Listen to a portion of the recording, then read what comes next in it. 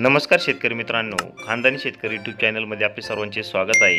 आज आपण बघणार आहोत 19 मे वार सोमवार रोजीचे कांदा बाजार भाव। मित्रांनो, जर कोणी चॅनलवर नवीन असाल तर चॅनलला सबस्क्राईब करून घ्या।